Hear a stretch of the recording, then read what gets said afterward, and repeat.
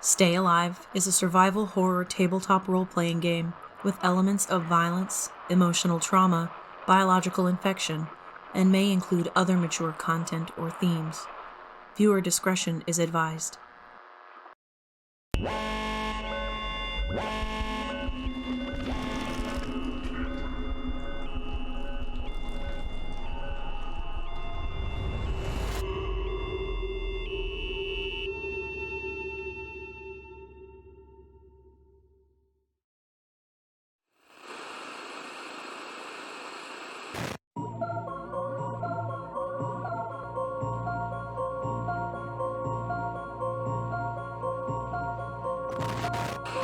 Hey everybody, it's Mr. Joe.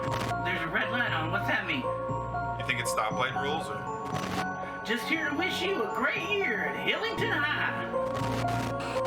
Hey, Mr. John, you bet what? What? You know, at Hillington High, our honor roll has the highest GPA in the state. Do you have what it takes to make the honor roll?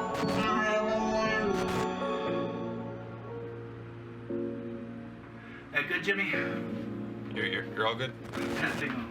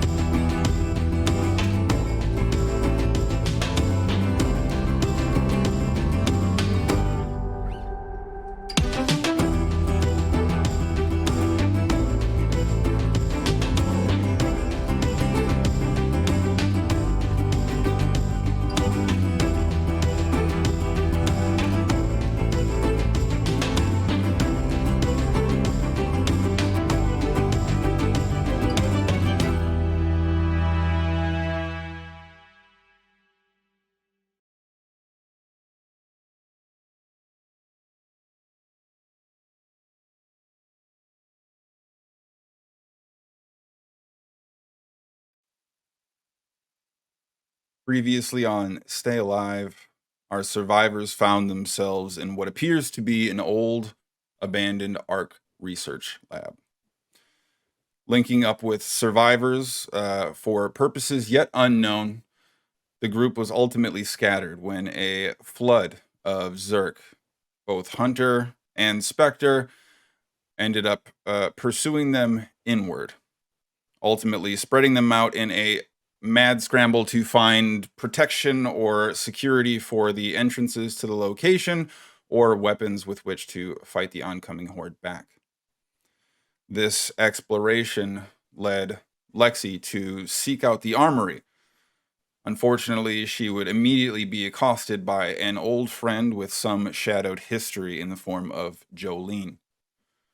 Setting aside whatever temporary differences they may have been working through as a result, banding together for the sake of survival, they were shortly thereafter joined by a bit of a scattered but otherwise well-meaning operative in the form of Operative Seeker. Fighting back a large advancing horde with some of the more experimental weaponry and tactics, they ultimately found themselves moving towards the central area, following Vapor and Smokey's departure towards the more secretive laboratory wing, while Addison and Charlie held down the front door. Unfortunately, the oncoming horde would prove to be too much for Addison and Charlie, and making a break for their own safety saw Addison fleet to foot and Charlie not inherently fit enough to keep up, making a difficult decision in an impossibly difficult moment. Addison opting to advance ahead, seeking out the safety of the protective vestibule for the research lab, and leaving Charlie behind, both of them pursued by a pair of hunters. Unfortunately, Charlie would fall in the process, and Addison would continue to be pursued by a singular hunter, but reaching safety in time, just out of range of the hunter pursuing him, Smokey would not be so lucky and took a scratch on the leg. Concerning as that circumstance might be, it seems that the other hunter that was originally in pursuit of Addison had been slowed temporarily by the additional snack that it had been left, and arrived in this convergence of locations just in time to see Lexi and Jolene before they sprinted off into the opposite direction, pushing towards the prototype wing of the laboratory. While they were able to hide behind a protective nurses stationed for the moment, remaining quiet, they too found themselves with a new operative, as yet unnamed, that seemed to be nursing some kind of significant wound. Back in the confined vestibule, operative Vapor, Seeker, Smokey, and Addison ultimately had to address the path in front of them and the dangers that lie behind when Vapor noticed that Smokey had been scratched. Escorting Smokey forward in a more than casual demeanor, Vapor's intentions were made plain and clear shortly thereafter as a summary dispatching of Smokey, despite the potential need not to do so, seemed indicative of ulterior motives or purpose behind Vapor's progress and path forward. However, we start by finding ourselves with Lexi and Jolene, tucked behind the extremely thin safety of a nurse's station, a hunter Zerk having just barely, slowly walked by without notice, and seeing you now next to a decked out operative that seems to be a little bit worse for wear. You hear the clicking of the elongated nails and extremities pushing past, disappearing from your immediate auditory range, providing you a brief moment of stillness before whatever it is that lie ahead of you. Lexi and Jolene, what happens next?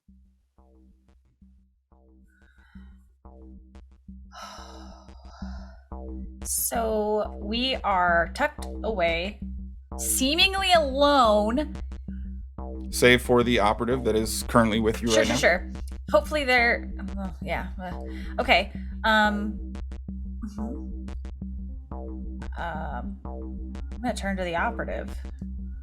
Okay. I don't suppose you have a plan or know what we're supposed to do. Holding this revolver, kind of holding the side of her abdomen, you see her finally pull her hand away, look at this black and purple glove that seems to be stained red on the palm side. Even despite the black sort of tactical gear, you can see a high degree of wetness on the right side of the abdomen. Kind of dropping the pistol down to her side now, flicking her hair a little bit underneath this sort of operator's cap. Had a plan, originally. Something went sideways. Something. I don't know what's going on. Things have gotten complicated. We've got someone with us that's not on our team. I'm gonna need What your do help. Okay, what is that? A lot of people asking for help these days. I know. What does that mean? What do we need to do? I need to find my partner that I arrived here with, Seeker. He's another operative. He's nearby. He went off. He was trying to look for emergency meds, and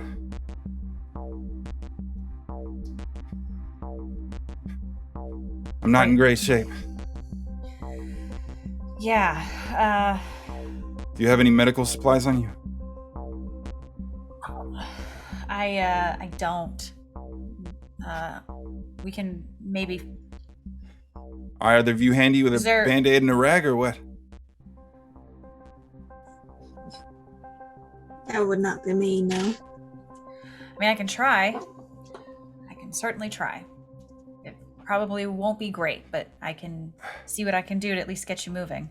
Well, I'm not really handy with first aid myself. You wanna give me a hand?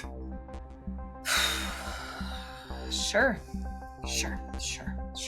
Lexi, I'm gonna have you make an effort to utilize your first aid. We have an active train, so that'll be well prepared as well. Please be good. Oh, okay. Well, I got excited for a minute, and then that's fine. 5, which is pretty good. It seems apparent at first. There is a abdominal wound near the side, likely caused from a gunshot. The ballistics of the outer armor blown somewhat inward. It's closer out to the side, so not probably immediately lethal, but will require attention. You don't necessarily have anything in the way of supplies, correct? No, I have fancy gloves that shoot things. So as part of this first aid check, how are you attempting to try and address the wound? I mean, you gotta. I'll either you have a knife, something sharp. I'll start. Got a really big one. I'll start tugging my outer jacket up to get try to get a strip from the bottom, but try not to stab myself in the process. Stab out with a knife. Just as soon as she sees you pulling the knife out, it's kind of like, no. That's not for you. It's not for you. Calm down. Do you want help or not? Yeah. Okay. All right. And I'm just trying to get enough of I'll just cut as much from the bottom as I can of the shirt underneath, like the undershirt, and try to use that to wrap wide side, hide on the other side. So as far as persistent pressure is concerned, there is a good application, a good spreading of the cloth and fabric. There's not really a lot of opportunity to clean up the wound necessarily, but based on there being two very clear one entry and one exit point, you're able to kind of cover both with the bandage, provide a little bit of tension, do a quick kind of twisted knot to make sure it's tight around the abdomen, and at least with the supplies available is probably the best you were likely to accomplish. And for the time being, you've at least stemmed some of the significant blood loss. As you are just finishing up, you see this operative kind of gritting through teeth, finally taking a deep breath, and then trying to kind of stand up before kind of reaching out. Help me up. We gotta go. All right. Kind of standing up with you, taking a quick peek around. I'm Blue. Who are you? Did you say Blue? Nope. Yeah. Lexi. I'm Is Lexi. that the focal point? Yeah, Blue. Don't be fooled by the color scheme, I have a lot of flair. And you? Jolene. Nice to meet you, sort of. It's been an absolute average circumstance meeting both of you thus far. I would say Okay. below average, but it's fair. Sorry, I'll do better next time.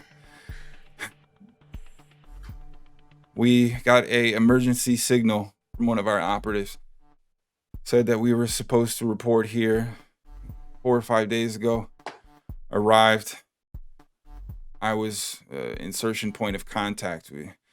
Our 4-lead scout met up with our operative,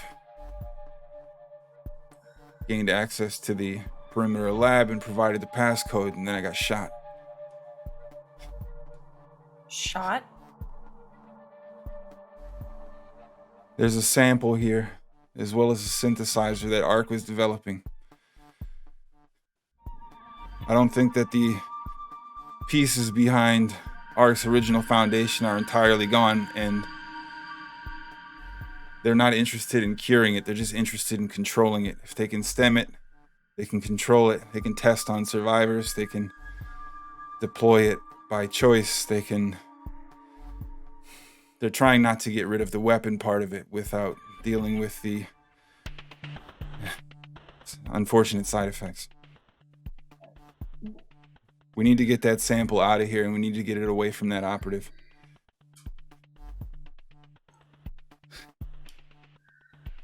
I'm sorry. We need your help. What are you planning on doing with it? Well, I'd like to shoot her back given the opportunity, but I'm not in the best of shape. We need to find Seeker. If he's with her, he's in danger too.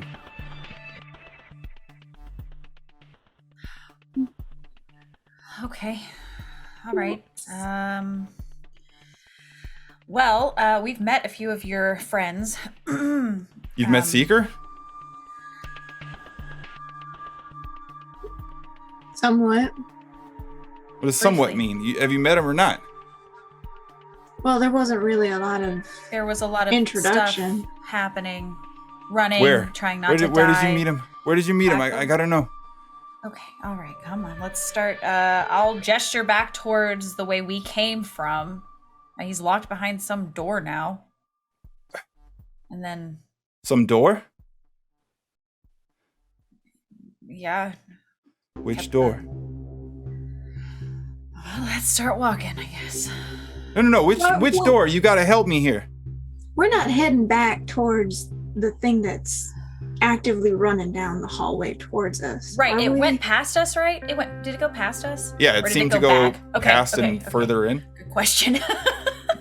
Mhm. No, it's There's a fine. big It'll group back there though. There's a lot Y'all got of weapons, right? Shit back there. look at you. You're wearing Arc-Tech right now. Is that what this is? Look, I'm just Well- trying not to die, so. Never something that we got issued, but look, if Seeker's in trouble, Okay. Look, Seeker doesn't seem like. I don't know a lot about your friend. Doesn't seem super capable. He might He's already be dead. very honestly. capable, just not against the kind of thing Vapor does. Vapor. Oh, fuck. You said You you, know, knew Vapor- that person. Yep. I don't suppose. This is. What about what's his name? Grenade boy. And you see Blue then reaching for a pouch, kind of this large gripped walkie-talkie falls out of a pocket that she puts up to her mouth. Taurus, are you there? Come in. Oh. Kind of reaching down, holding her side again. Taurus, we got a flip agent. I need you at the research facility north of your last location as soon as you can. If you get this, I need you to come in hot. Operative Vapor is full dark side. We need your help right away. And you see her drop the walkie on the ground, kind of wavering in and out of this conscious state. All right, you gotta. Hey. We gotta- Hey. We Stay with gotta us. move. Hey, what's his name? Dutch. Yeah. Dutch? Where's Dutch? I don't know. He blew up the entrance and then he ran the other way. So he also is probably dead. So okay. Probably not. He couldn't open the door. So Dutch was dead, you'd have heard it by now. That actually. Okay. Hey, so why are you here? Why are you separated on this side from the rest of the group? Vapor called us in for emergency extraction, stranded civilians. Said that you were gonna help with Project Starlight. So, Project Angel Run began. We're your backup. Sorry, we're not as impressive as you'd like, but I can still shoot. I just need some meds, quick, and some help. We're in the nursing ward, correct? At this moment? Well, you're just How far kind of away? at like a front end sort of nursing style station, some kind of Oh, okay. administrative checkout. You're not necessarily at anything that's Like like the front designed desk for medical, ish. but it's sort of a check-in station that separates the prototype lab with the experiments lab. So you kind of have two separate hallways that would span you off into those two directions, but right now you're basically sheltered behind the corner hallway desk reception styled intake that would be there. Okay, so there's like no supplies in this area that we're in right now. Largely clerical. It's pretty compacted. There's nothing that seems to indicate it's kind of a stocked area of any kind, other than maybe some office rudiments. Okay. Where do we need to go for you to do your twinkle twinkle little star thing? Where do we need to be for that? Yeah, we need the sample from the medical section. Admittedly, I'd like to get there myself for obvious reasons. And we need someone to grab the synthesizer from the prototype lab. What needs to be done with the synthesizer when we get it? I mean, if we can keep it safe, that would be great, but ultimately, I'd prefer it destroyed right now. We don't need them creating any more variations of what we've been seeing out there. So, Well, we were sort of on our way. Shit goes bad. Get rid of it however you have to, but Vapor's likely headed there next.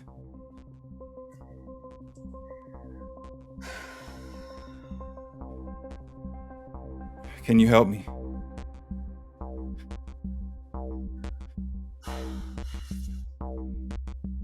Shit. Yes. Okay, so what do we do first?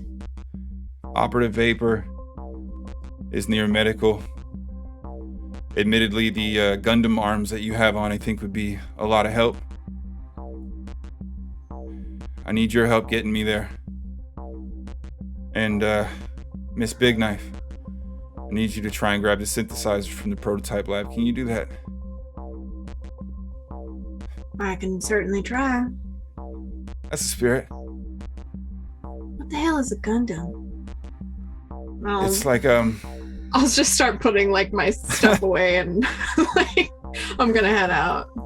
You see Operative Blue kind of slap her upper body across the desk and do this roll to kick her legs directly over, landing a little bit heavier in the hallway than she'd probably like, kind of quickly looking around. I'll be quieter. Get in there. We should go. Come on. Lexi, What are either of you doing? are you heading with her? Or you want to try and tackle this synthesizer thing together?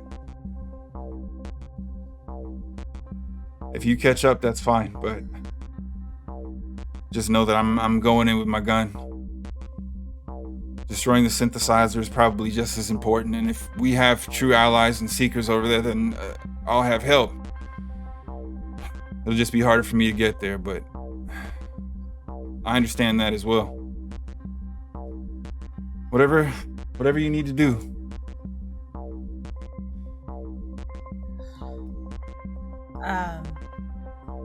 I'll kind of look between them and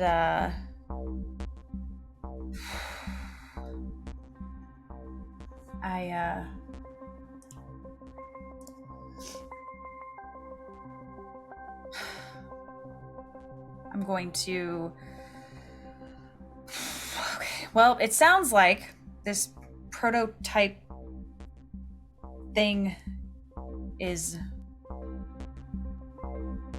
not more important, but maybe more important. I get it.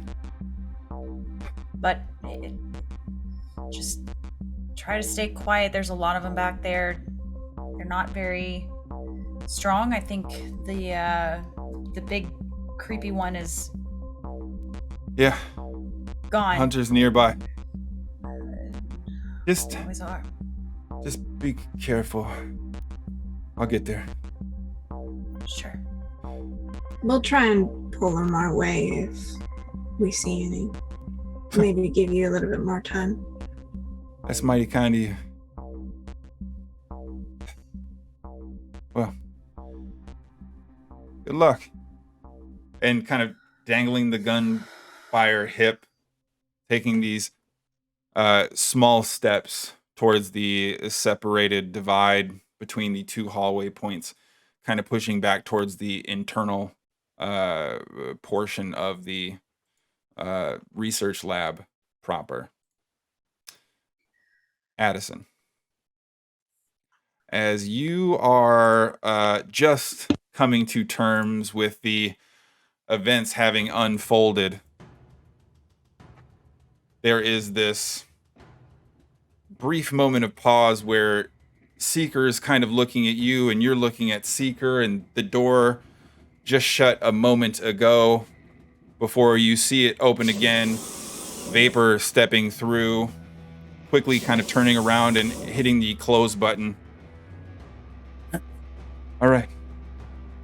Here's the next plan of attack. Oh, what? Smokey, what happened to Smokey? They're in a life suit. They're collecting the sample. I told you exactly where we were headed. We were going to medical. It was for Smokey to assist with the collection. We got to take care of a lot of things. We have another objective that we need to make sure that we take care of before we're gone. Seeker, can you walk? I need you to get me into the prototype lab. On your feet. And you see Vapor reach down and kind of pull Seeker to his feet, this sort of disheveled collection of straps and buckles. Can you help us get there, Addison? Seems like there's a lot more of them out there than we were expecting, and I'm going to need help. Hopefully I can do a better job than I did with Charlie. He couldn't keep up once they breached the door. Can't I'm sorry. blame yourself. Good things don't always happen to the bad people, and the bad things definitely don't happen to the good ones. It's the way it goes sometimes. We got a job to do. Yeah. He was just telling me about his wife. But all right. So, all right. Well, if Smokey's doing that part, I can definitely help you out, Miss Vapor. Let's. Something on your mind, Addison? I left him. I had to run. I've never had to do anything like that before. You see her look over at Seeker and kind of take a half glance over her shoulder for a brief moment. At this point, kind of pulling the balaclava back up over her face. Everything has a cost. You paid the cost you needed to survive. There's no shame in that. You need to be focused. I'll leave you behind too, so don't get distracted.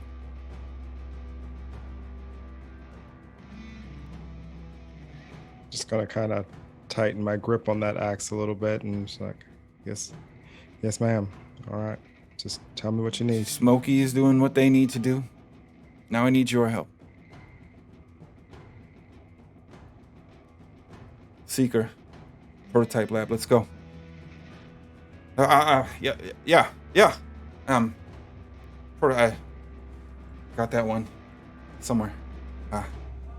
Access. Yeah, for sure. Okay. Let's go. And you see Vapor begin to move towards the interior door that was shut behind you upon your escape from the hunter previously. Are you doing anything else right away, Addison? Just gonna take a look back at the door and then... All right, let's do this. I'm gonna say make an effort to notice for me. I'll say based on the fact that there was the quick switch exchange, I'll give you the benefit of the tail end of the train as well. That's an 8. So, coming out wielding the same pistol that she was holding beforehand, she's still like decked out with the small like submachine gun strap that she was carrying, the weapon long having since run dry, but you're noticing the pretty notable and protruding silencer that's been attached to her pistol. And also the door itself, a small glass porthole, seems to have a little bit of a crack in it. It's nothing particularly unusual or of note, but there are suits that you can kind of see. It's a relatively narrow room, probably no more than 10 or so feet wide, and just from the central porthole you can see the back corner of this, what is otherwise probably just a 15 or so foot long clean room. One of the suits hanging in there, but nothing particularly unusual or out of the question there, though the addition of Vapor Silencer stands out as being a pretty observable difference, especially considering it doubles the length of the weapon. Is that the room that we came through? Would I have noticed how many suits there were before? And if there's the same amount of suits hanging now? I'm gonna say make an effort to use your acuity.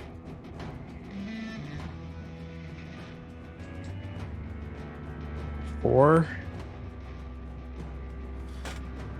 I'll say such an innocuous detail through a limited viewport without taking special notes. I'm gonna say it's probably not a discernment you could make, no. Okay. Are you doing anything else as Operative Vapor stands by the door back into the long hallway? All right, Ms. Vapor, after you, I've got your back. And I'm just gonna kind of keep an eye on Vapor from behind. And you see this double-fisted pistol grip extend out as Vapor begins moving into the hallway to check beyond. Seeker kind of sheepishly stepping forward, pistols gripped, still hanging from the front of this large sort of cliffed vest that he's wearing. Gives you a little bit of a knowing nod. Clearly a little afraid, a little squeamish, not particularly ready for the events to unfold, but now all together pushing behind Vapor with some solidarity, as it would seem. But you begin navigating out into the hallway. Yep. Okay.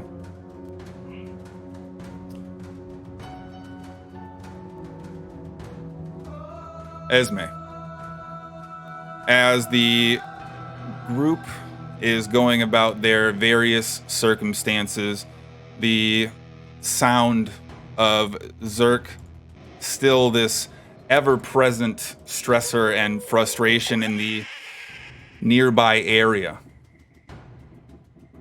The funneling of the loud Xercules perusing the area and the numerous signs of spotted hunters in the vicinity. The bastion that you are able to find for at least a modicum of safety in your spirited rush calls a large, very official-looking structure.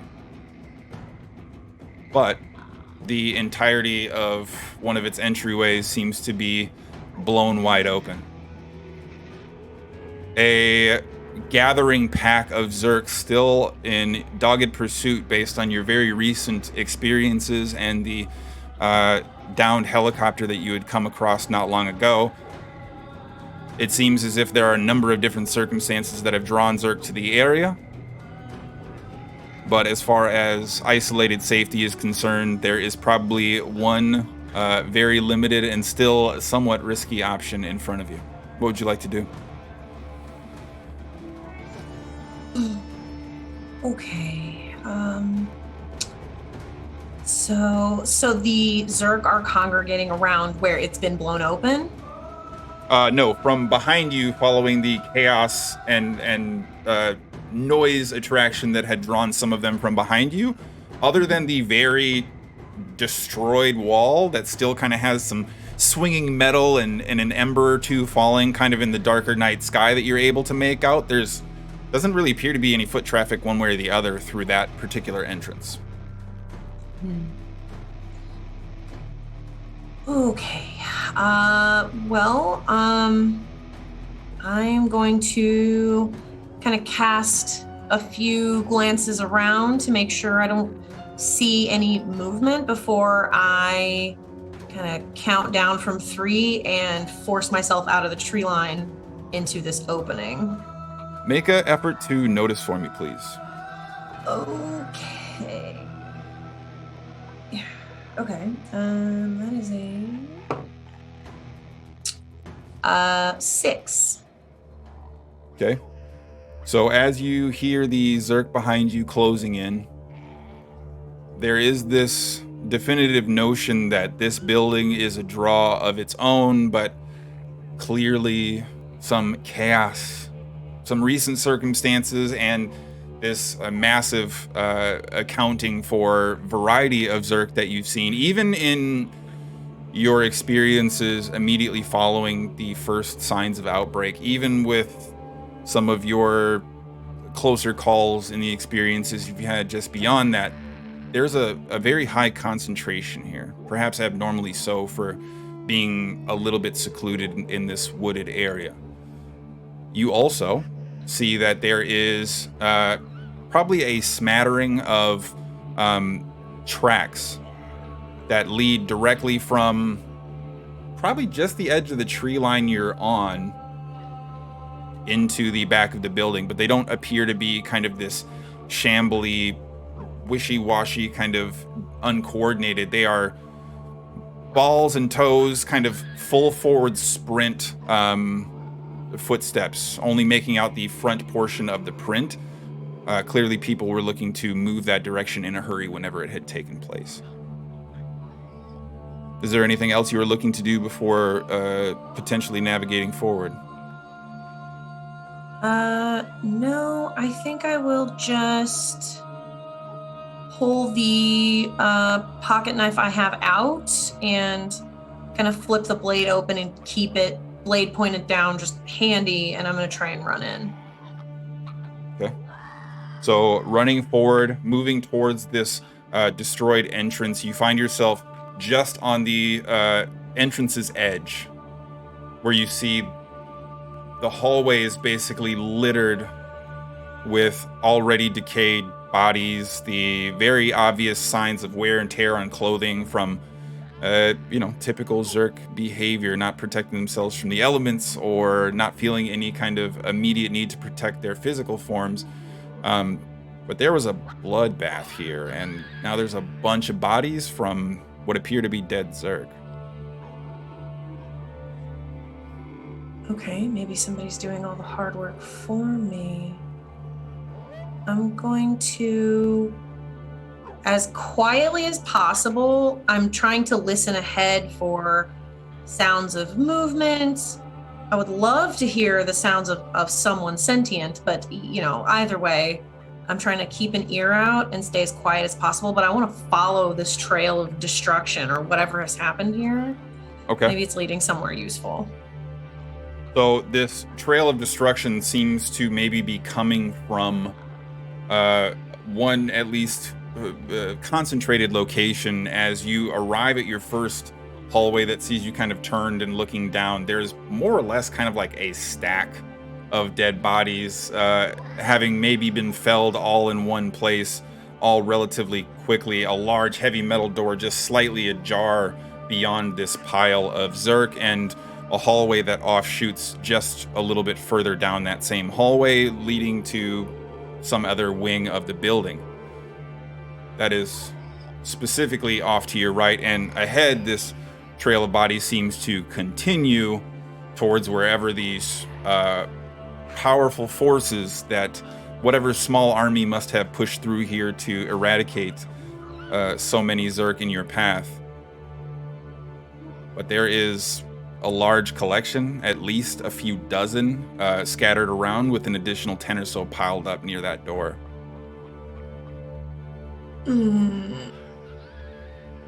If I turn to the right, I can avoid most of that? Did I understand that correctly? You're seeing everything pretty much dead on both sides at this point. Right. So it's really a question of whether you are looking to move towards the center portion of the building, where it looks like the responsible parties for this carnage may have gone, or from whence they came. Okay. Okay, well. All right, I don't have a choice, really. I'm going to push forward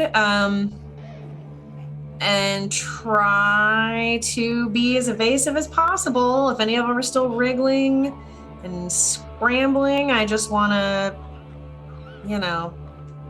kind of. You want to try and squirm through as much as you can. Yeah. Okay. Wait, so, these are all regular. Like, these are all. They appear to be foundational, garden variety. Yep. As far as you can see. All right, yeah. I'm just going to shove through these ones. Let's just get out of this situation. Okay. As you are pushing forward in towards the interior, you work your way to what almost feels like the approximate middle of the structure when you hear this, these shambling steps.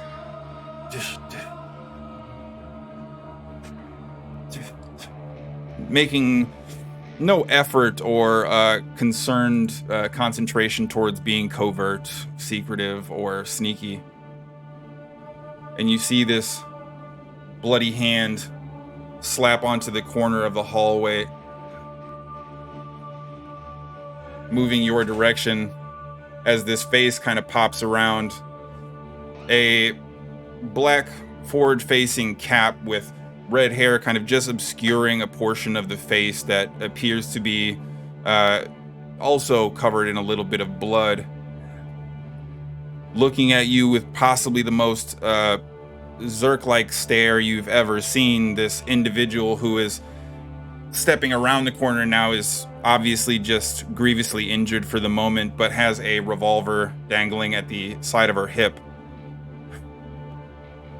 Who are you?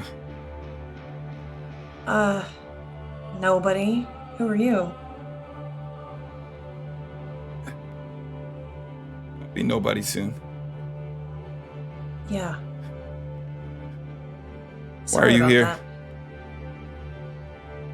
I'm just trying to get by. I'm just looking for anything that might be useful. Ah, perfect. Perfect. Hey, you're not a doctor, are you? I mean, I have a little training. Not a doctor.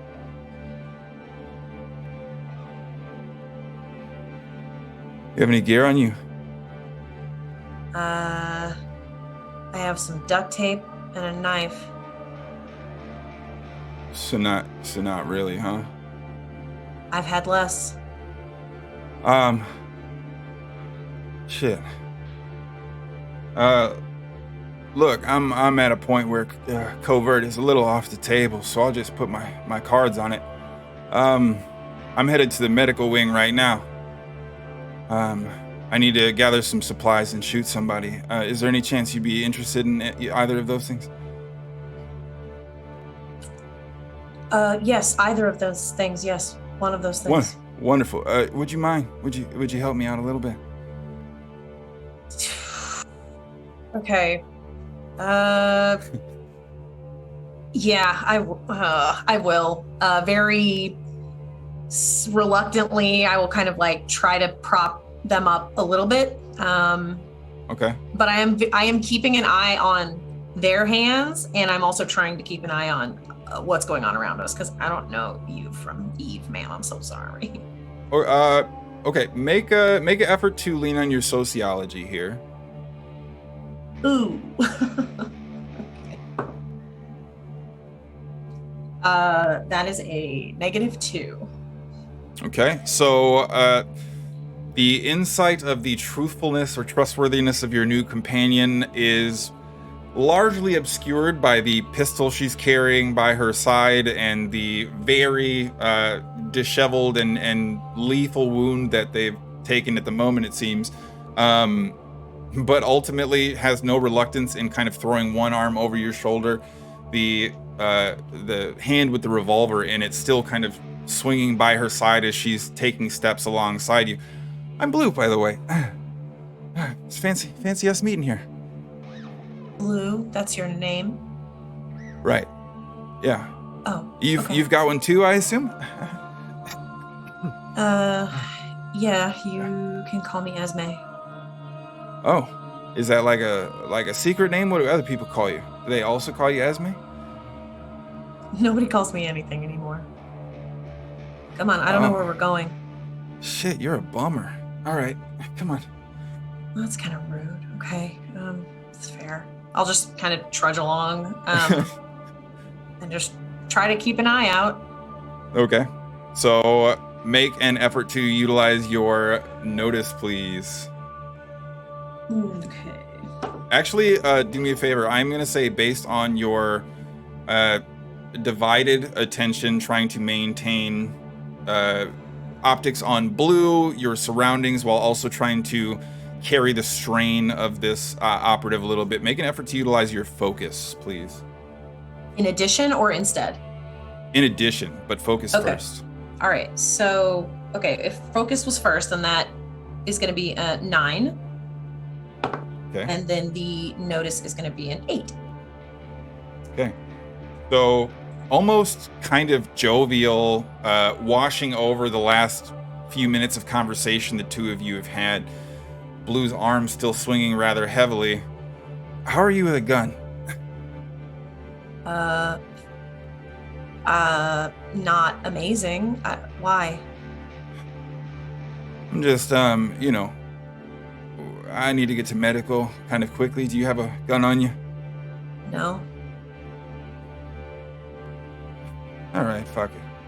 And kind of points the gun at the side of the hallway and kind of hands it over sideways to you, finger through the trigger guard. Now you've got a gun. Gingerly take it. Okay.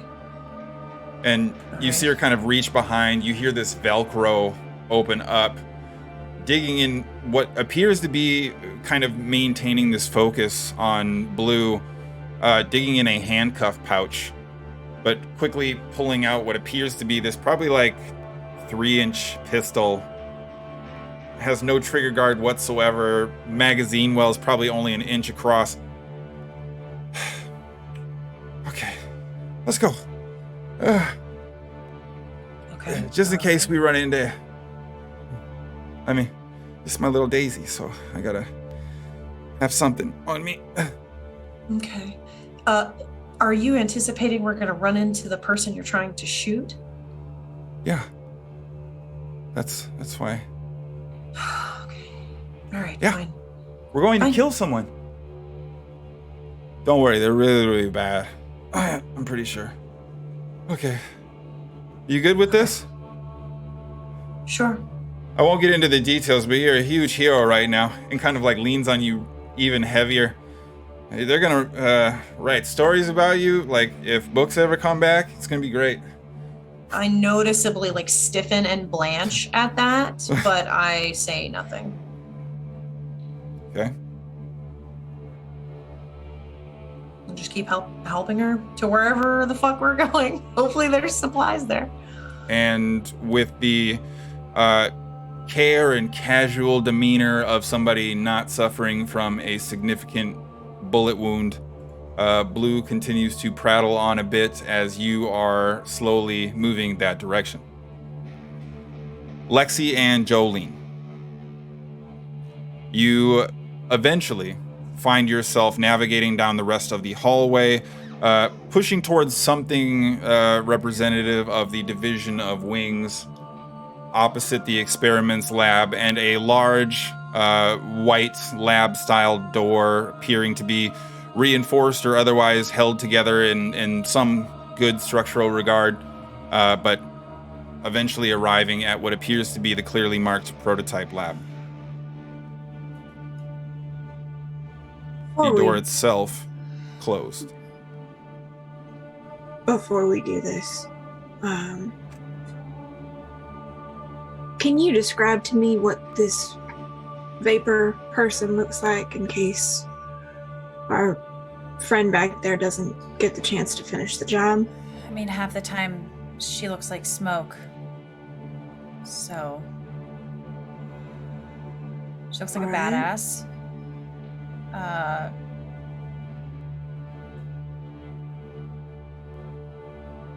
Well, if it so happens, you'll know her. She's dressed a lot like them. I don't even know what kind of description I'd be able to give, because usually she had the Shadoop Duke over the bottom half of her face. Much of her form would be obfuscated behind her tactical gear, with the limited exceptions where it came down. Yeah. So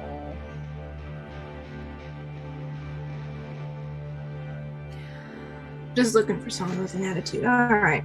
Well, if it gets to the point where they don't get to do what they need to do and this vapor person makes it down here, you know how to get out, and you should. You get out, Lexi.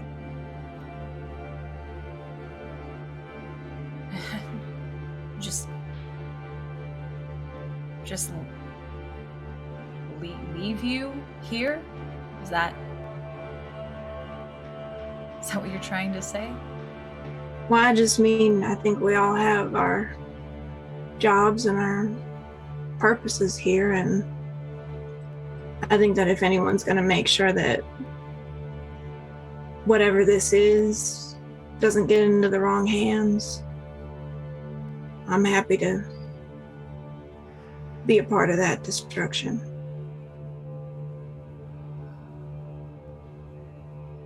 And you got people waiting for you. I got someone waiting for me, but not here.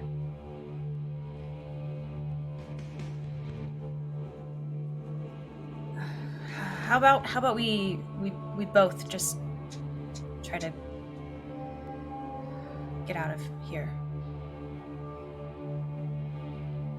How about we make that's the plan. That's the plan. Plan A, sure. But normally things get moved down a couple of letters, so if it gets to that, just, I ain't gonna be mad at you. That's all. It's not gonna come to that. I'm gonna move towards the door.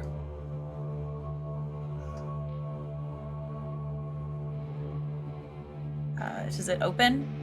I'll try to open it. I'll see if there... Does appear to be shut rather well. Oh, okay. Is there like a window or anything? Can we see in to see what There's we might be walking into? Similar porthole style kind Okay. of viewpoint. Looking inside, sees the entirety of the back wall lined with these large, almost floor-to-ceiling tanks. There is a series of 5 of them that are along the back wall, sort of large symbols and stickers denoting all types of hazardous material that seems to differ across all of them. There's rows of metal racks within a number of specific tables. It seems more like a concentrated storage area, though it still maintains that same kind of pristine lab white feel. There's a number of items that are just sitting out on the table, kind of held on these individual racks, and whatever was taking place here probably wasn't the actual development of the prototypes, but the storage location for much of them.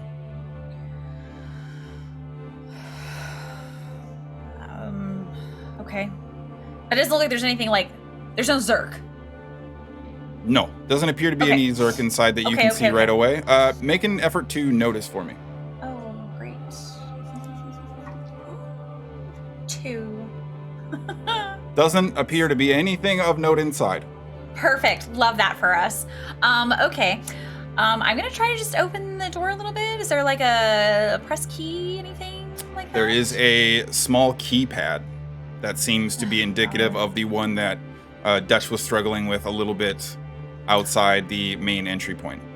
Do I remember, because he pushed in the key after, I'm guessing the key's different, but do I remember the key he pushed in after to like prove that he could figure it out? Which he did after we blew up the door. Make an effort to use your acuity, please. Oh God.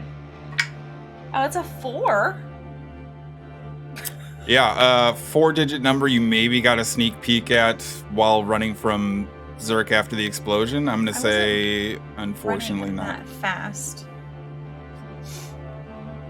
Noted. It's not a combination you recall specifically, no.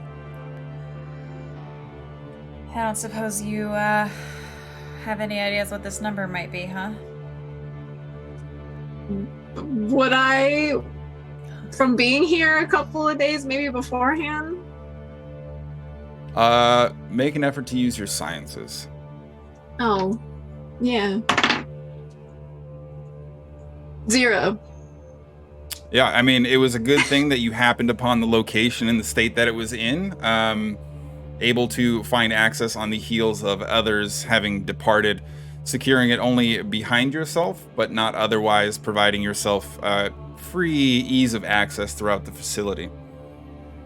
How did you get in the back door? Wasn't there a code on that one? There was, but we opted for other means of entry. So That was I you. will, yeah. What? I'll take a step back. I have this glovey thing. We can Right? try. I'm a little worried about. The problem is, I'm pretty sure if we do this, we're not gonna be able to close it behind us, and it's gonna be loud. Which means we're gonna be drawing attention. And Yeah. inevitably, it will be the wrong kind of attention. We moved shelves and crates before. I'm sure we can do it again.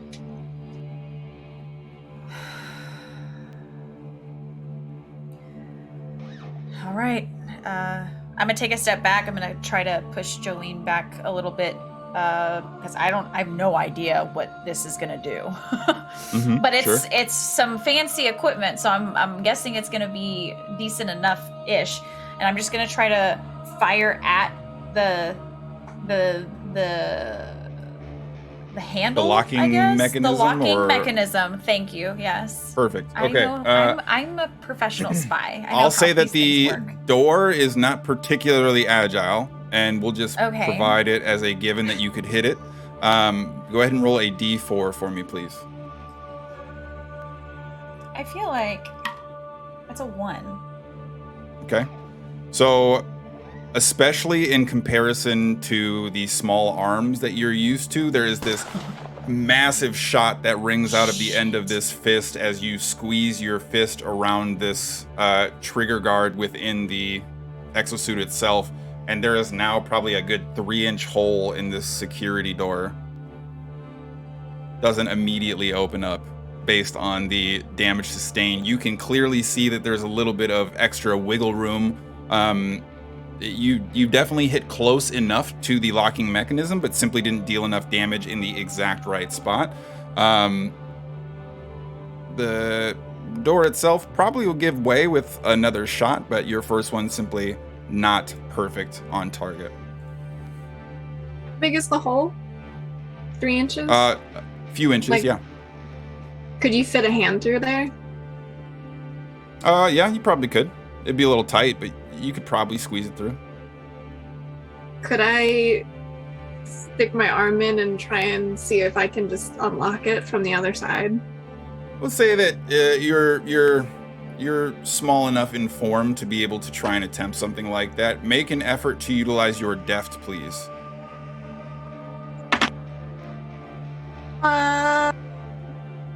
4. Okay.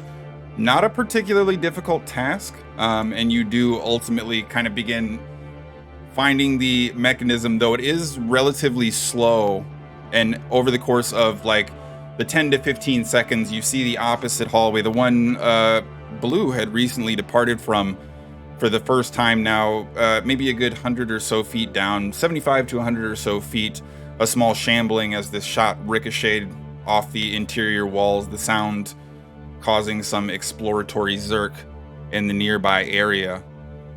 Right as you clearly seem to have drawn at least some attention, the door almost kind of throws you off balance as you push within, and it opens up, kind of trying to take you with it for a brief moment before you can resituate and pull your arm out, providing you access to the interior. It's a heavy door. Shit. All right. All right. Kind of push in, try to close the door as much as we can behind us. I don't suppose you know what a prototype looks like. Does anything in here look like it's a prototype? Or this? Everything in here seems a little unusual. Go Right. ahead. Go ahead and make an effort to utilize your notice or your sciences, I will say. Oh, God. Either or. While Lexi is doing that, can I take a look at the tanks or whatever they are on the back wall? Sure. So again, they have, the prion stickers of, flammable, corrosive. All of these large tubes seem to at least be housing some type of liquid or material or something to indicate these would likely require a great deal of paperwork to send via train. There is sort of a concentrated collection and consistency across all of them. Hazardous material, flammable, all of these sort of core caustic warnings. There is another one that does appear to have a little bit of a standout label to you at the very end. It literally has just a red X, red tape was kind of put directly over it. And underneath you can kind of tell there's a black umbrella symbol. So are they do they have a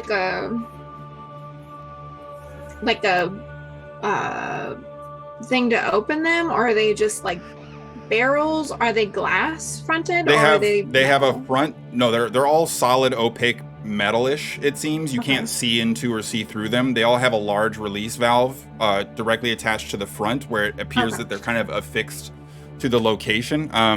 This is clearly a storage room for their prototype developments or something to that effect. And whatever these materials are likely meant to be conjoined with or service in addition to some of these prototype materials. Okay. I rolled a 7 for my notice. Okay. Not bad, actually. That's the highest I can roll. So you very much get the impression that there are parts and pieces here of finished products, not entirely complete. Some of them at least resemble conventional weapons in a traditional sense, though it's only the front half, or something loosely resembling the back half, or whatever the case might be. But you do see kind of all the way off to one side of the room as Jolene separates off and begins examining the tanks and all manner of different components or pieces in the room. You see this black cloth that appears to be just laid out on this scattered mess of things on a table. And kind of lifting it up, you're almost immediately shocked and taken aback to see these two fingers revealed before the majority of a hand kind of sitting. And lifting it up the rest of the way, there is a scattering of blood and individual pieces, and definitely something that stands out to you as being unusual, to be sure, but it's not like a whole person. There's not like a lot of parts here. It's just the hand. Ew. Underneath it, there is a small note. Oh, shit. What does it say? Can I read it? I did what I had to do. This is as high end as it gets, only use in an emergency.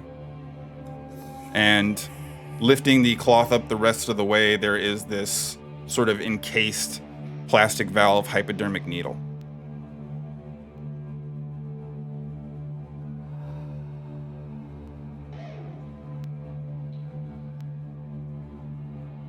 What'd you find over there? Oh, weird shit. You need a hand? With That was what? funny. Oh! A literal hand. Do you need a hand? Do I have any... Do I have any idea what's in this needle? Like what is contained in it? Make a effort to use Like your first aid here. Oh god. Like is it a I really just want to know if, like, in the emergency situation, am I injecting it into someone else or myself? That's a 2. It doesn't appear weaponized. It has a specific focus on sterility, and the plastic tube surrounding the actual syringe is keeping the insertion point from actually protruding outward. So it's almost kind of like a pre-sharps ready needle, but it's already loaded with an injection, kind of the same way Sure. that Like injection of adrenaline might be loaded, or something in the vein of the way blood thinners are dispersed, things like that. Okay. Do we get the sense from what Blue had talked about that either of these things would be considered the synthesizer? Probably not, no. Great. All right. Well, just start taking everything, I guess. Or are there any other doors or anything? Because if it's a synthesizer, it sounds important. It sounds like it's probably tucked away somewhere. So it might make sense if there's another layer we have to navigate past to get to it. If it doesn't Sure. seem like there's anything standing out. So navigating the broad length of the room, after your initial search of all of these shelvings and the tanks that line the back wall, and the variety of trinkets and kind of hodgepodge of nonsense science equipment that might be in here, there is a similarly shut door, but it doesn't appear to have the same locking mechanism on it at the very sort of far end, not the back, but the far left portion of the room that separates into a small hallway-styled room, not that dissimilar from the little vestibule into the medical section.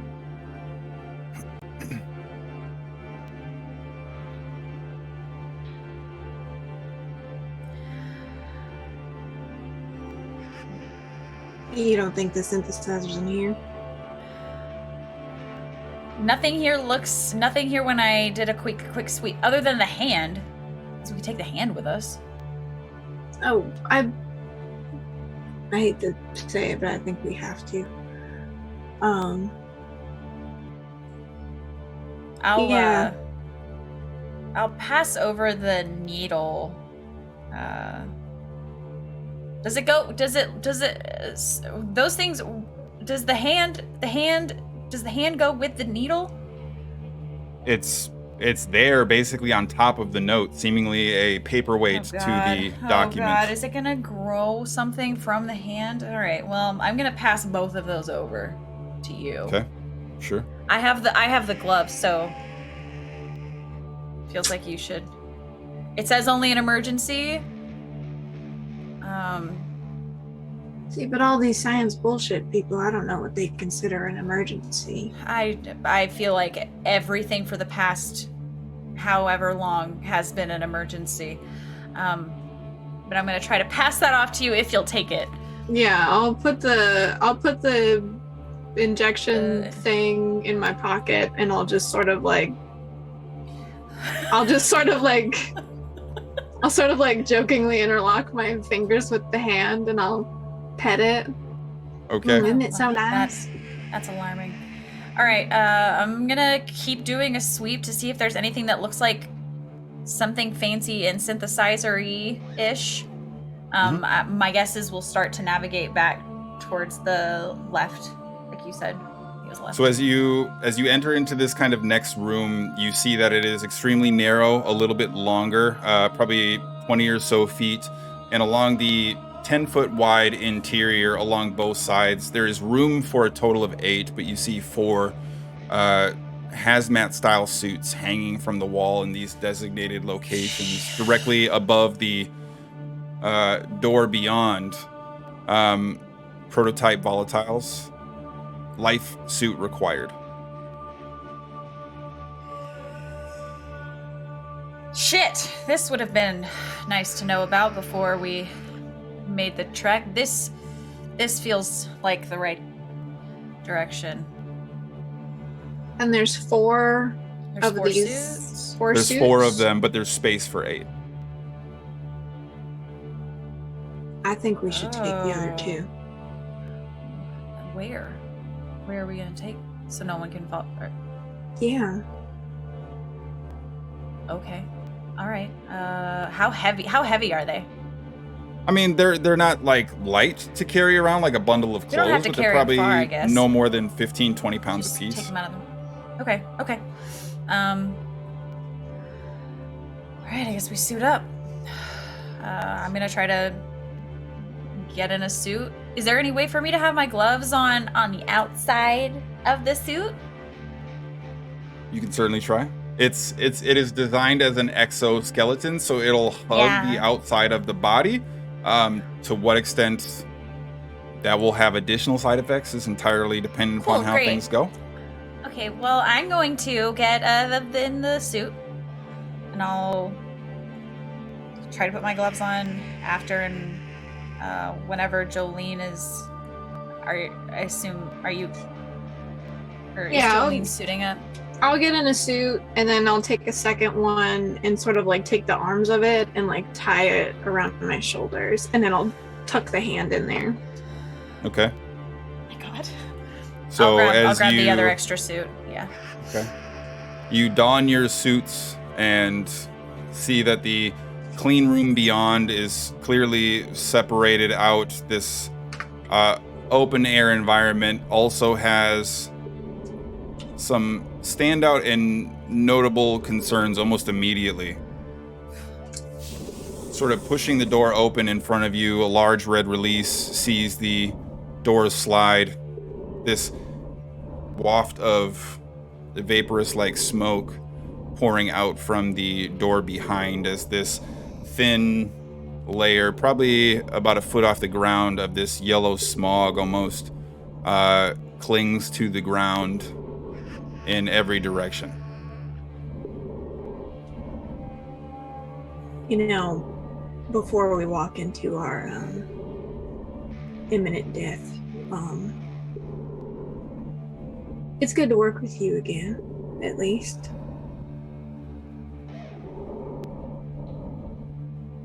Yeah.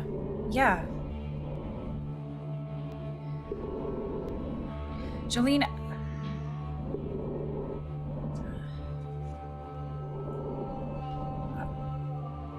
I'm sorry about what happened. Yeah. You know, in the before times when things were more normal,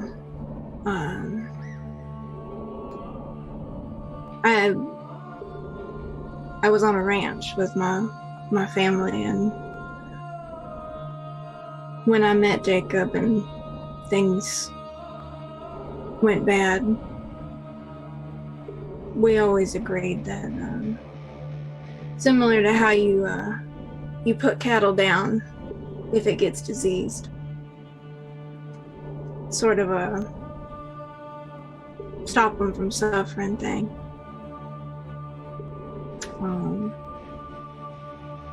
Cakes and I always agreed that that would be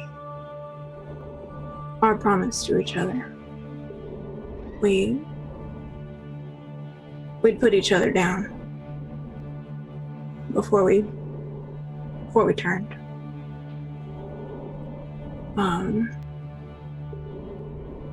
I didn't get a chance to do that. So I guess I was just looking for you because I was looking for someone else to blame, but I shouldn't have separated from him that day. And it's not your fault that you were the one that got out.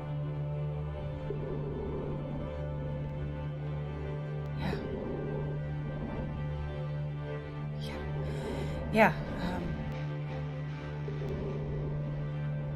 Shit. As you are having this conversation, you hear from a distance beyond this loud roar tearing through some of the nearby interior.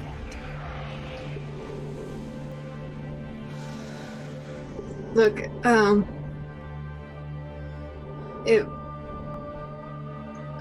if things go bad, don't feel bad about getting out. I got somebody to see on the other side, so. I can't. I don't think I can leave you.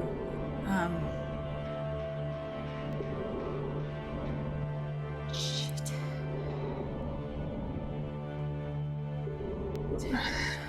Shush.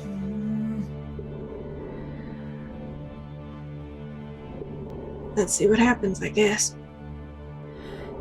Jolene,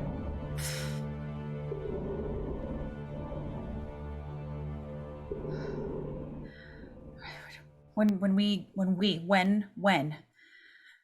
get out of this,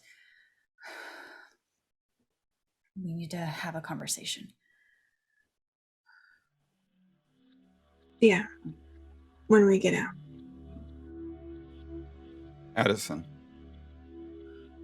as you are navigating behind Vapor, you can get a definitive sense that Seeker is getting a little bit more nervous, a little bit more agitated. There is this decided sense of nervousness, and there appears to be a surprising lack of Zerk in the area, especially compared to your entrance to the room just beyond not long ago,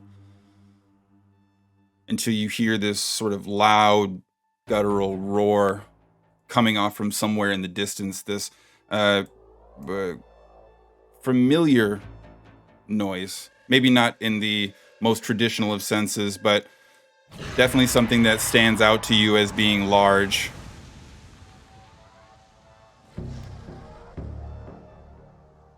And you see Vapor and Seeker both kind of stop. Shit.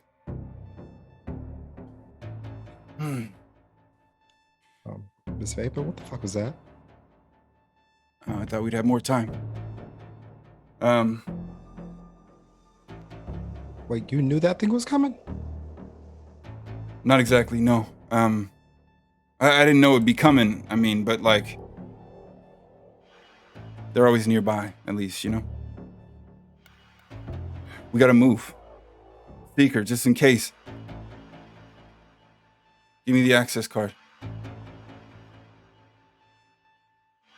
And you see Seeker kind of turn and pause for a brief moment, sort of dropping the pistols in his grip and setting his hands down across his abdomen.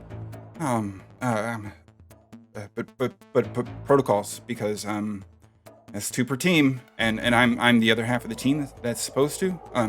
So I'm I mean, because protocols. Because if Taurus doesn't get here in time, then right. And you see her like stick her hand out directly in front of Seeker. Give me the card.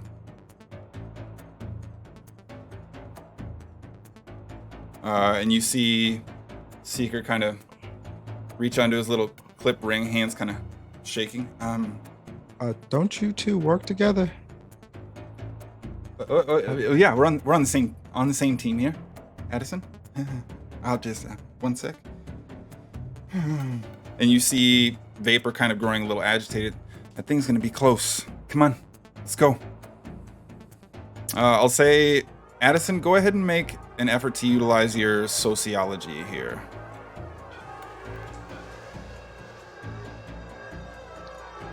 That's a 5.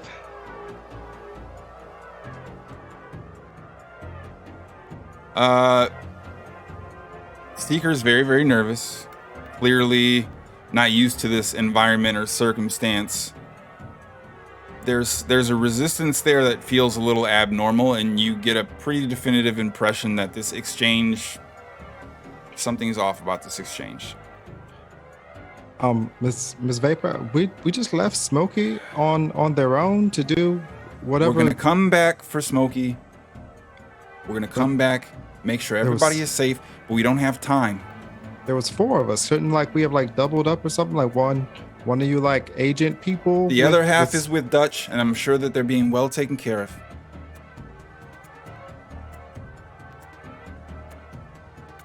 And Mr. Seeker, why? He's kind of pausing while you're talking, not looking through the rest of the cards that are kind of dangling on the front portion of his chest. Right. You said there was like a two-part thing or something, and you're It's just protocols. It's for. He kind of looks at Vapor and sort of stops talking as he continues to sort of rifle through these access keys hanging off this carabiner ring. So if Vapor's not your protocol partner, then who is? Seeker, give me the fucking key! Vapor? What's Miss Vapor? Why are you so tense?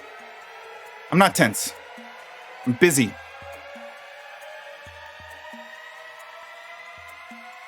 Hurry the fuck up, Seeker.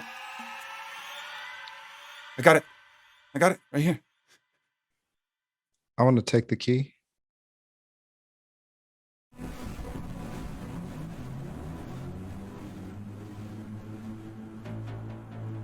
Are you trying to like snatch it from Seeker's grip? Yes. Okay. Expecting it to be handed to her, there is this brief pause for a moment as the hand was not looking to dart it out of Seeker's grip, where Vapor kind of turns to look at you. You think now is a time for games? Look, Miss Vapor, something's not right here. You sent You're right. Smokey You off have by my access himself. card. Seeker here doesn't seem to want to give you this access card. And you seem awful tense. Now, ma'am, I'm very new to these types of things, but this doesn't seem right. Make an effort to utilize your diplomacy.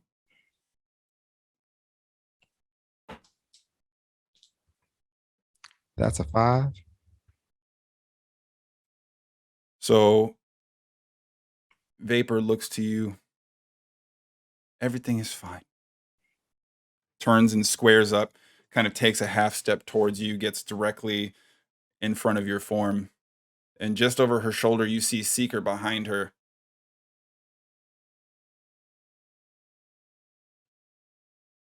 Now, give me the access key.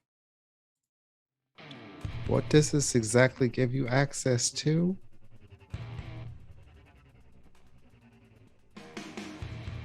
Look, I need Mr. something Torres from the was very prototype lab for our mission. Mr. Right, Torres Seeker? was very upfront about the things that we were doing, like saving the world and everything. And he was always just like going on about like the mission, and like he would explain everything. And I'm just wondering if you could do that. Right. Like Torres. And she puts her hand down and starts taking a couple steps away, pauses in the hallway, and quickly turns around, raising her pistol towards you. Give me the fucking key! Miss Vapor, where's Smokey? Same place you'll be if you don't hand over that fucking key.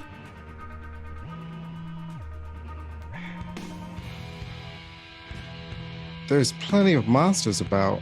Why And you do see have to be Seeker one kind of- too? Oh shit. Vapor. What's Vapor? What's nothing's fucked here. Okay? Everything's fine. Just give her the key. Just give it. And you see Vapor holding and pointing the gun at you, seemingly not ready to acquiesce. What would you like to do? I'm gonna flick the key over her shoulder towards Seeker. Okay.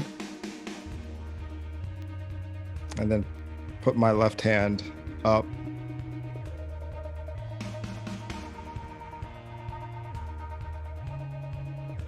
You see her turn back, looking at the key kind of on the ground, then look back at you for a brief second.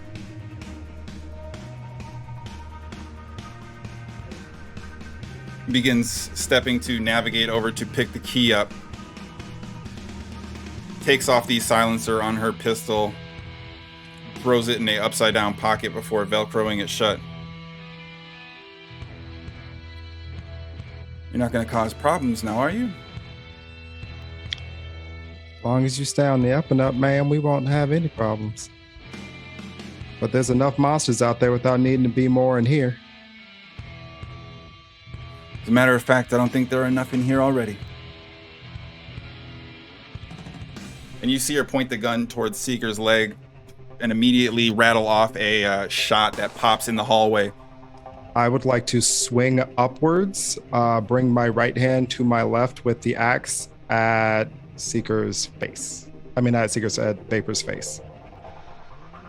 So you see this blast come out, Seeker's shot in the leg and immediately hits the ground, quickly falling as you scramble to put both grips on the axe to take a swing. Make an effort to brawl for me, please.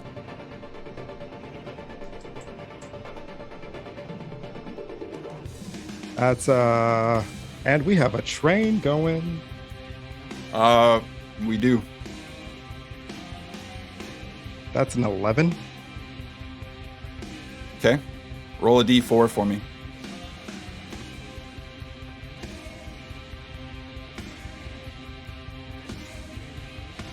So, as you see Vapor's form turn to step away, you're already quick to the strike. Almost your immediate urge to suspect the situation, leading to quick follow-up action as you actually bury the head of the axe directly over the shoulder, kind of hearing it hit and bounce off some of the collarbone as you see Vapor sort of flex and wince for a brief moment as you're digging the axe head in.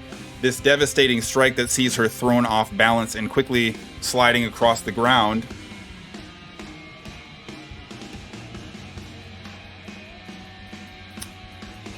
As she is on the ground, there's a lot of blood quickly leaking out. And you see this smash on her chest. This plume of smoke quickly bursting, and her form disappearing into this puddle. But quickly there is scrapes and scratches and the obvious distortion of movement, trying to get a gauge for where she might be at, as she seems to be attempting to scramble to her feet. Clearly injured. I'll say go ahead and make an effort to brawl yet again. This one, both desperate and well prepared.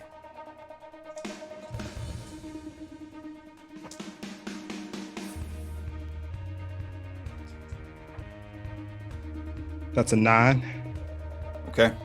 So you are trying to immediately recoil and throw a second swing towards the approximate direction.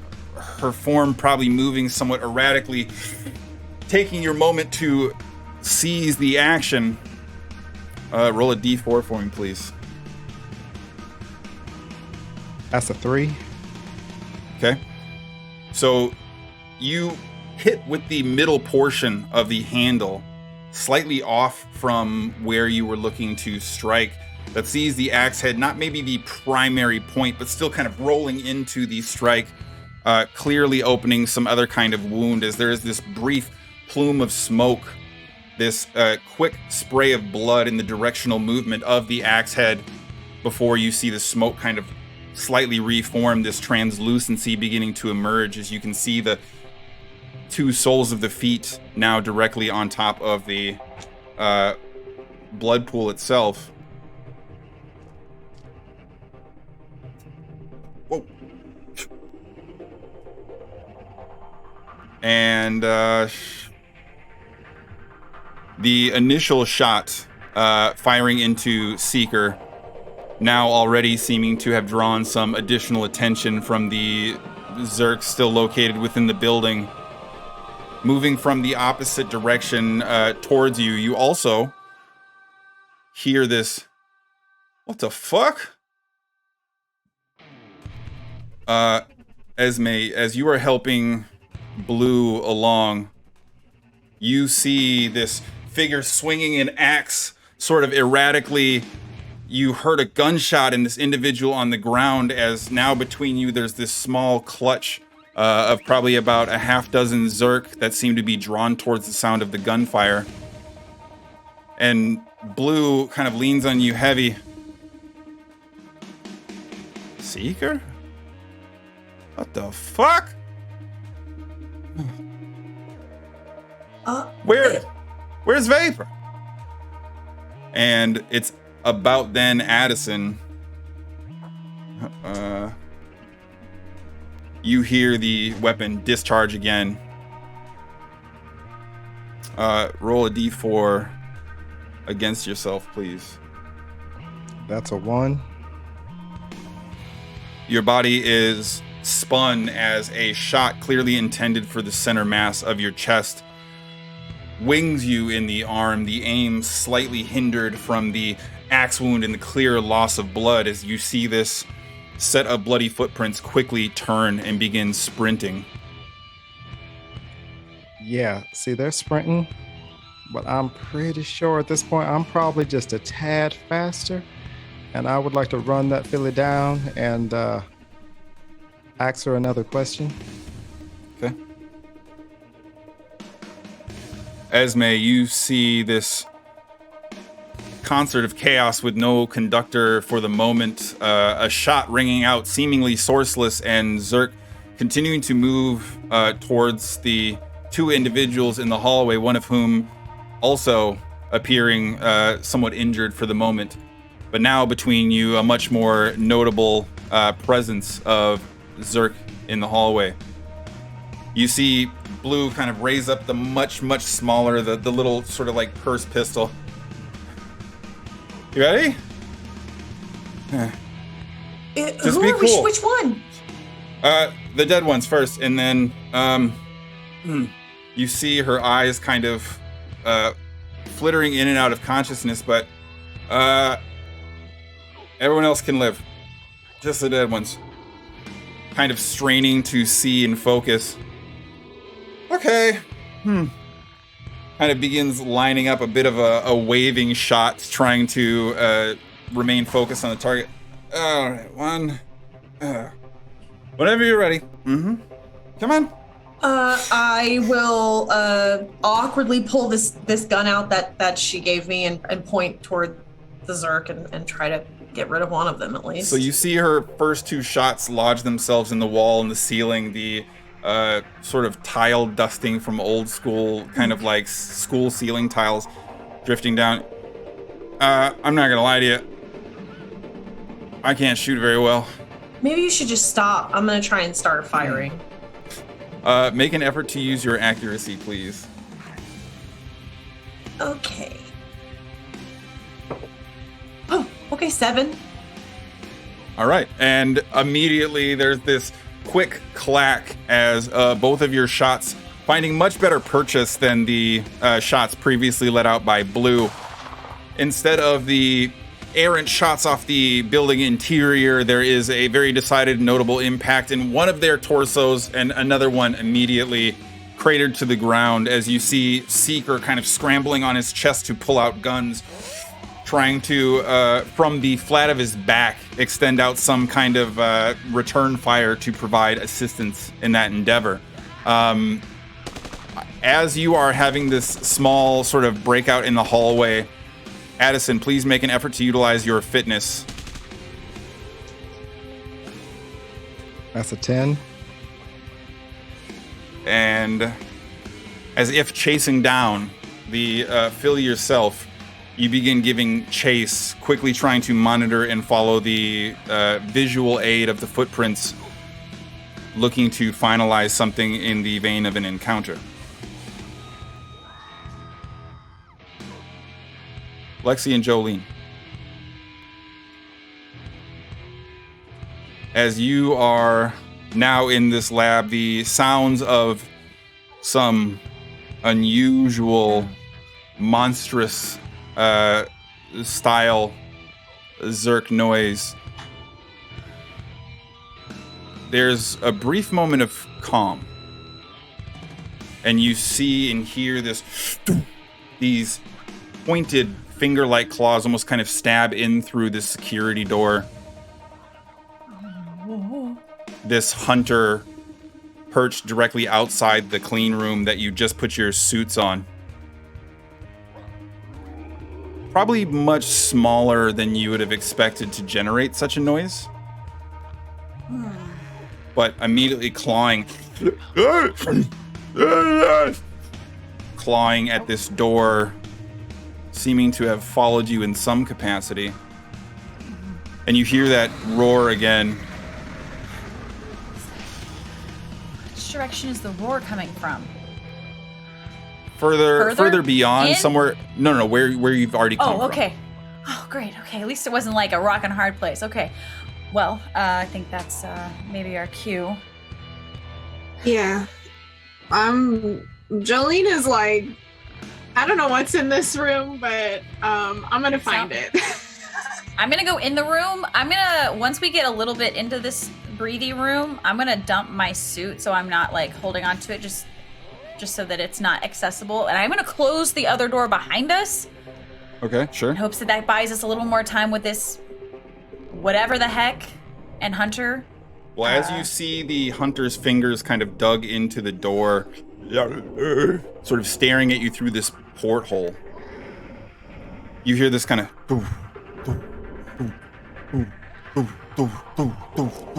this almost increasing, this heavy footsteps, this therm, and you see the fingers remaining in the door as this massive figure kind of runs through the hunter, disappearing it from directly in front of you. There's this almost kind of thundering rush and powerful explosion that takes place in the room just beyond.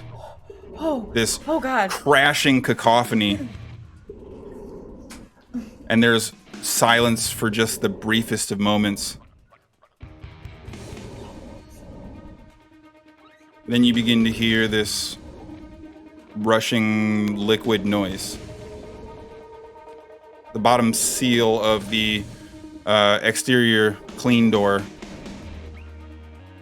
Water from the initial prototype entry point now filling the previous room, it would seem, one of the tanks having ruptured. And the room beyond you probably has at least an inch or so layer of a rush of liquid. Okay, while all that's happening, Jolene is like, I get it, very scary. I'm trying to find the synthesizer. Make an effort to notice, please. Okay. I'm actually gonna hope that Jolene can find it. I'm gonna post up, ready to shoot anything that comes through the door after us. With my fancy gloves that I hope I was able to get on over my suit. Or. Oh.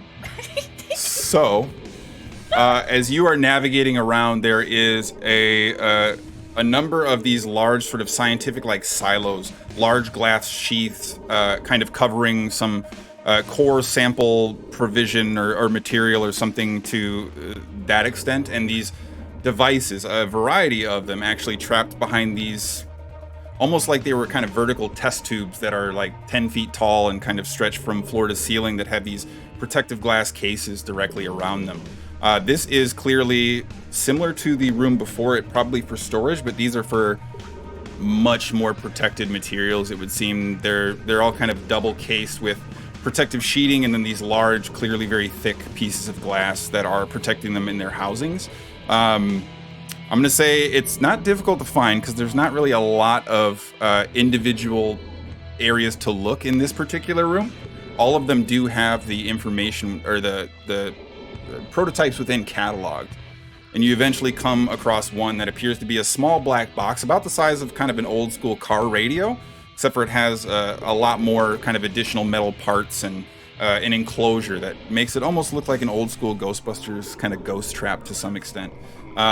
But beyond that, it clearly is marked Arc Industries Synthesizer V2. This is most likely what you were probably brought here to collect in some capacity. There is a keypad lock, but there is also a fingerprint lock on it. I take out the hand and I press the little thumb to the keypad thing, or the thumbprint thing. So as you kind of press it down, you see this sort of scanning blue light, the buttons on this keypad beginning to illuminate themselves, and automatically the glass door begins to slide open and allows you to retrieve the synthesizer from within. Okay. I'm gonna grab it and sort of, what do we do? Is there another and way out? And you turn around to see this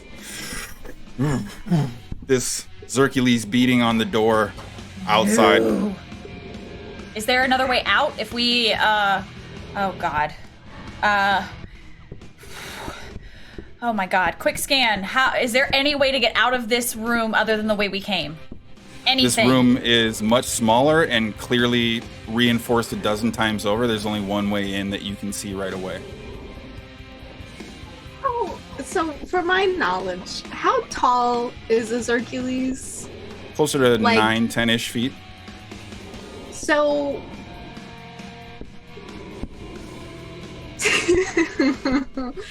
if I were to say be next to it, would there be enough room between its legs for me to feasibly slide through? You could definitely try. Okay. But as you are standing there, you hear the beating continue, and now there's this, as you see the door eventually beginning to kind of give way, falling from the frame as some of its internal components are now bowing inward. A large flood kind of fills the exchange clean room, and now you see in the secure room that you are in, the same small little flood underneath the control door begin to fill in the room that you are in. Okay. I'm going to take the hand, the needle, and the synthesizer, and I'm going to give it to Lexi. And I'm going to just whatever you do, do not let that device get anywhere outside of this fucking lab. I feel like this is an emergency. Should we use the hand? If that's what you want to do, then by all means. And can I, in like the fastest way possible, open the door, try to slide through past the Xercules and run back towards the room that we came in?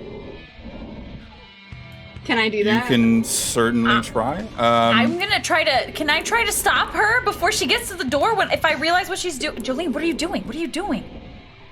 Jolene is like blinders on a horse right now, and I'm just like. Can I try? As soon as I'm gonna like go push the door open, I'm gonna also like push Lexi back so that I have a little bit of space. No, you're not going. I can't let you go. You have to stay. You can't. I'm gonna say I need both of you to make figure it out. competing efforts to brawl.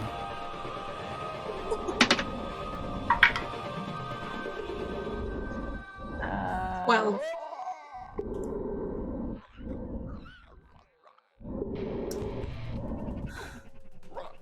That dang minus 11. God. Dang chainsaw. I'll give her a little bit of a fight. Sure. Lexi, you are plenty familiar with Jolene's sort of physical performance and skill. You recognize in the circumstances that some of your physical hindrance is keeping you from reaching perhaps your optimum capacity. But there is also a definitive power and purpose behind Jolene's actions. As you see her open the interior door, this minor scuffle quickly breaking out, Jolene ripping off a quick shot just to shove you away. And you hear inside this sort of slightly inflated helmet, the clean area, this warning system begin to go off. Before she can get to the door, I'm just gonna yell out. I left him.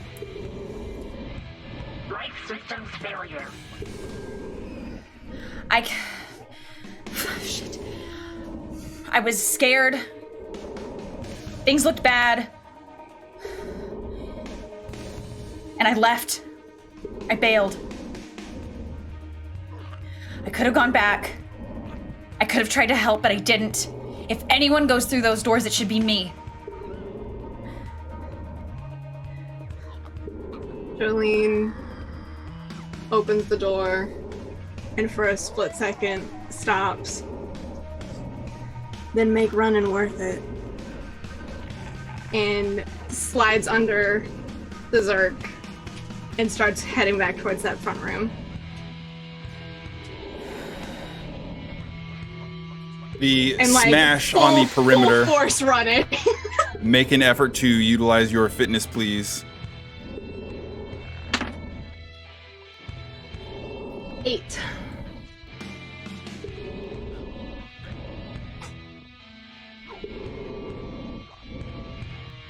Roll a d4 for me, please. 1. Okay.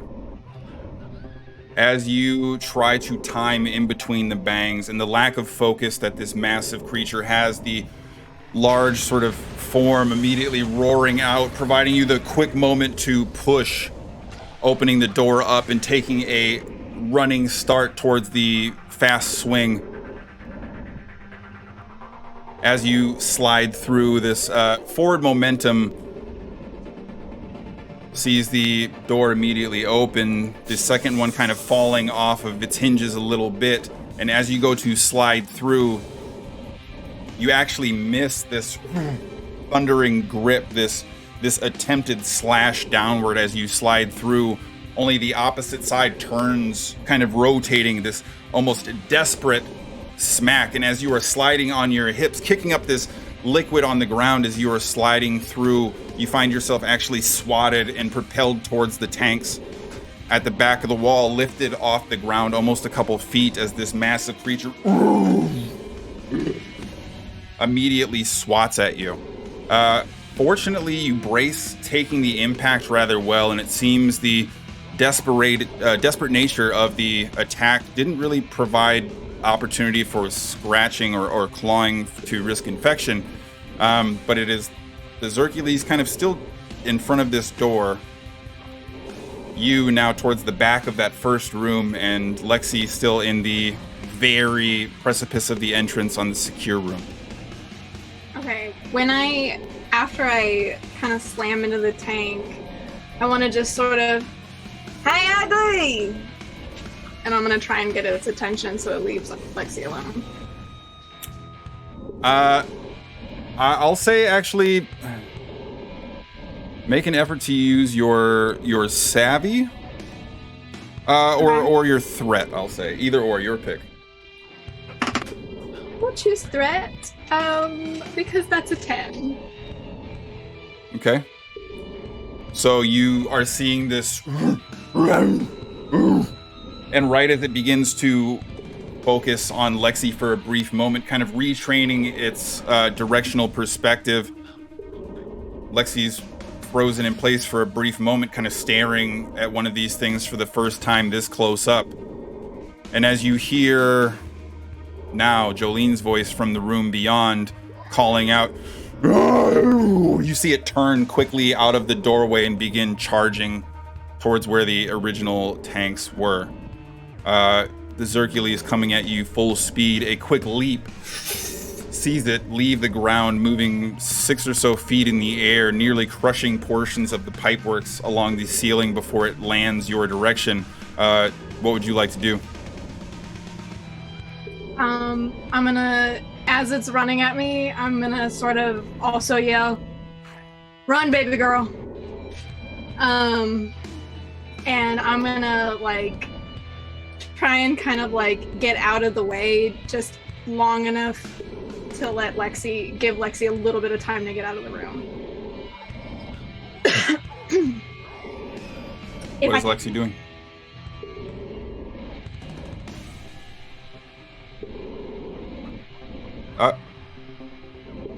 You can't hear you. I'm muted. I'm freaking out. I see this, I hear this. Based on kind of the movement, I'm going to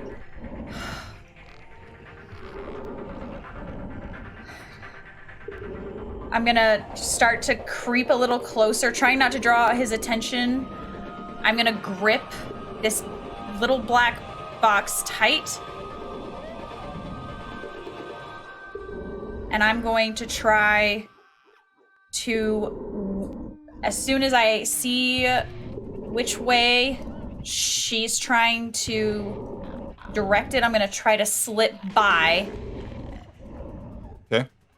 I'm not running all the way away just yet, but I want to get past so that I'm not cornered anymore. She has it towards the back end of the room, so pretty much the opposite side that you came in. The door itself, completely off the hinges, and most of the door frame is actually stretched and distended. A few of the racks from the interior are knocked over, and there's 2 large dents into the canisters along the back wall. So, do I have a clean exit?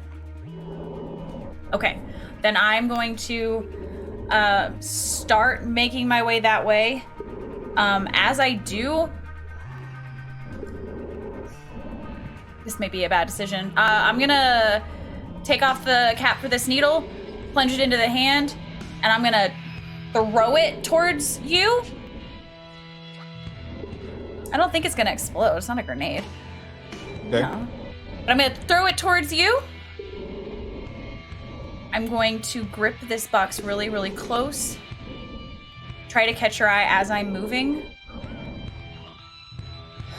I'll make it count. I promise. And I'm gonna leave. I'm gonna get out. Jolene, you have a Xercules leaping towards you as this throw takes place. Make an effort to focus for me, please.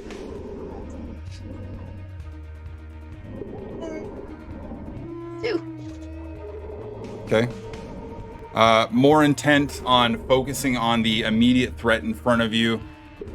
Not necessarily paying attention to the hand, more so trying to take in the words while you keep a visual on this Xercules as it lands and crashes directly in front of you.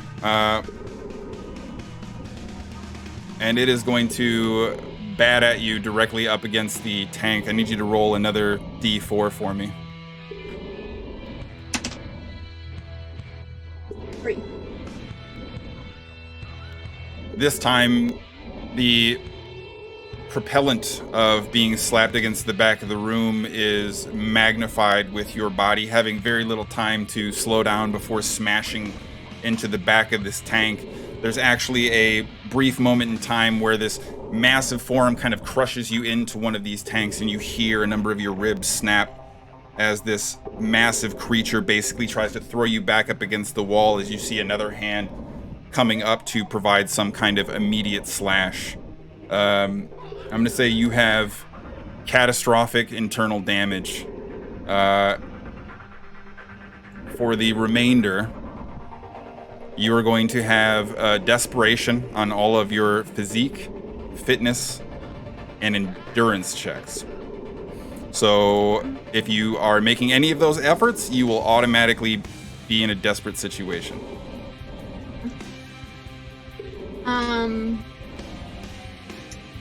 What would you like to do? As I'm sort of like holding my ribs and just like peeking out of the corner of my eye, can I see that Lexi has cleared the room? She's probably in the middle of it. Hasn't quite made the full sprint towards the exit door, but is clearly visible. There's nothing else immediately going on behind her. I am going to take the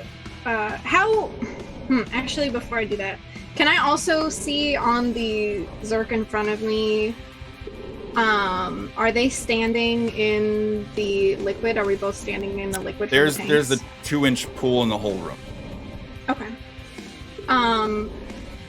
Then I'm just gonna try and, like, with what I can, keep out of, like, I'm struggling to do so, but I'm gonna try and keep out of, like, immediate hit range. I know that it's got me, like, pinned there, but I'm just trying to, like, take a little bit of the beating and waiting for Lexi to get out of the room fully. Okay. You see Lexi now, this Xercules pinning Jolene to the back portion of the room, the sound of Zerk from the hallway beginning to creep ever closer from the doorway beyond some unknown precipice, seeing additional volume at least drawn to the noise, if nothing else. Jolene, having taken a second shot, kind of briefly forced to the ground, kind of scrambling, holding her ribs in midsection. I'll say, based on having dropped a hand, would have been able to collect the needle as well, based on being knocked down, but otherwise is kind of in very close quarters and has taken a very significant shot as you see this Xercules wind up for a scratching claw. What would you like to do? Did the hand do anything? It did not turn to Cousin It and come alive, no? I injected it though. It didn't do anything? Okay. Well, you'd have to sort of take a purposeful action to do that, because like I said, it's kind of like packaged and separated out, but if... Okay. Well, I will pause. I will raise a fist as if I'm going to shoot this thing. I'm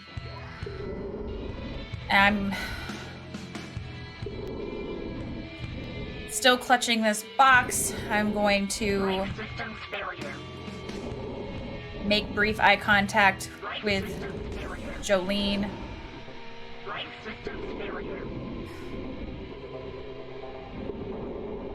I'm sorry. I'm gonna keep getting out if I can. Jolene, you see Lexi begin to sprint, navigating away in this huddled hurry as this a massive creature now unfurling directly in front of you. Your rib cage, midsection, and torso largely collapsed and heavily damaged. What would you like to do?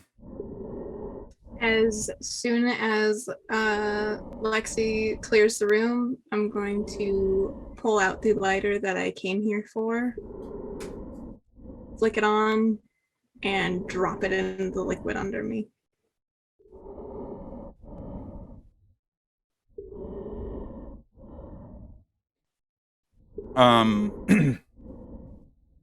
The entirety of the room soaked a couple inches worth from the immediacy of the tank's release that had been smashed, one by you and one perhaps the Xercules and Hunter exchange that had taken place moments before. But as you begin to hear the oxygen in the suit is starting to run low and dissipate as is, a number of breaches clearly opened all across the protective exterior of the life suit. You hear the that sees the flame erupted as the Xercules is rearing back. Without effort or momentum to resist the impending effects of that, dropping the lighter, what are Jolene's last words? Like cattle needing to be put down. I'm coming home, Jacob.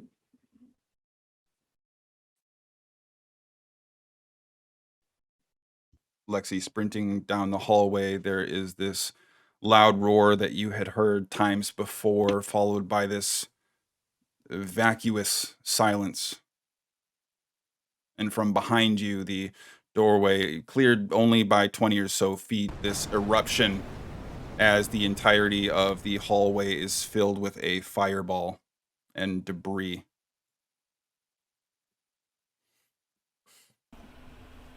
Well, I can't say I expected anything different. Since everything's gone to shit, honestly, I ain't seen any reason to stay other than you, Jacob, my partner in crime. What happened to you? I don't know if that was mercy, not having to live in this world. Maybe that's what's happening to me. At least, if there is a God, he'll let me see you again. Your body deserves a better funeral than what I could manage. But for that, this is where I leave you.